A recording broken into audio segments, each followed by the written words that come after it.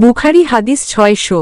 কুররা ইবনু খালিদ রহ হতে বর্ণিত, তিনি বলেন, একদা আমরা হাসান বসরি রহ এর অপেক্ষায় ছিলাম।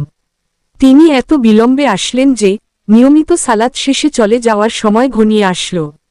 এরপর তিনি এসে বললেন, আমাদের প্রতিবেশীগণ আমাদের ডেকেছিলেন। অতঃপর তিনি বললেন, আনাস ইবনু মালিক রাই বর্ণনা করেছেন, এক রাতে আমরা নবী সাল্লাল্লাহু আলাইহি ওয়াসাল্লাম এর অপেক্ষায় ছিলাম। এমনকি প্রায় অর্ধেক রাত হয়ে গেল, তখন এসে তিনি আমাদের নিয়ে সালাত আদায় করলেন।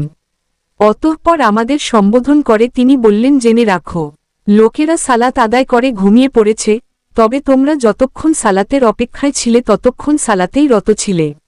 হাসান বসরি রহ বলেন, মানুষ যতক্ষণ কল্যাণের অপেক্ষায় থাকে ততক্ষণ তারা কল্যাণেই রত থাকে। কুররা রহ বলেন, এ উক্তি আনাস রাই কর্তৃক বর্ণিত আল্লাহর রাসূল সাল্লাল্লাহু আলাইহি ওয়াসাল্লাম এর হাদিসেরই অংশ।